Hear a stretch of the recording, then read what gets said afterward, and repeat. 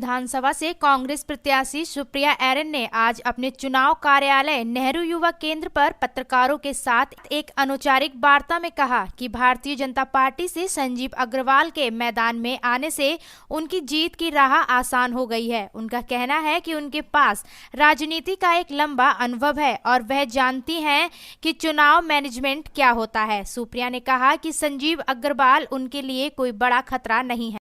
Election लड़ने का अनुभव रहा है। प्रवीण जी के 89 से इलेक्शन वो लड़ रहे हैं, उनके साथ इलेक्शन मैनेजमेंट का मुझे अंदाज़ा रहा। फिर मेयर आप बनी तो 5 साल नगर निगम चलाने का अनुभव हुआ और उसके बाद फिर प्रवीण सिंह एरन जी MP हुए।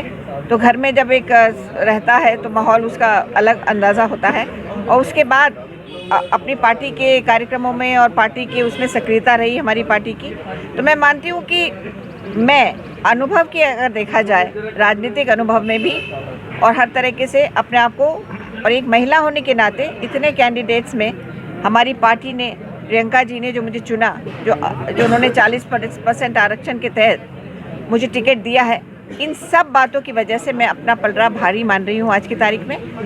तो इसीलिए एक पार्टी में भी उत्साह है, कार्यकर्ता में उत्साह है, हमारे पर्सनल स्टाफ में सब में उत्साह है।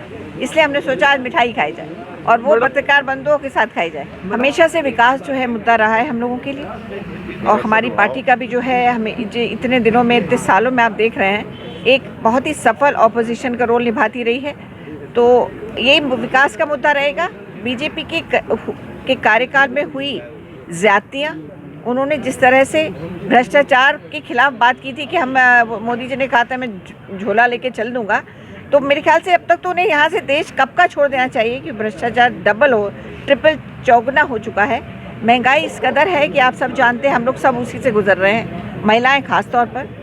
विकास के नाम पर जो खेल हो रहा है, जिस तरह से स्मार्ट सिटी के नाम पर पैसा आया और जो इलेक्शन के टाइम में ताबड़तोड़ जिस तरह से आनन फानन में खराब सड़कें और ख़राब काम हुआ है, जैसे शहर को उखाड़ के फेंका गया है, जिस तरह से बहुत ही इनसेंसिटिव तरीके से, बहुत ही चेतनाहीन तरीके से काम हुआ है, महिलाओं के साथ जो असुरक्षा की भावना बढ़ती जा रही है, इनके तमाम दावों के बावजूद युवा में जो एक हताशा है, जो बेरोजगारी बढ़ती जा रही है, इन सब के खिलाफ हम काम करेंगे। मेनली विकास मुद्दा रहेगा। अगर शहर का विकास होगा तो बहुत सारी बातें अपने आप सुलझेंगी। फोकस रहेगा विकास पर, महिलाओं के इश्यूज़ पर और कैसे महंगाई को कम किया जाए, कैसे रोज़गार के साधन पैदा किए जाए।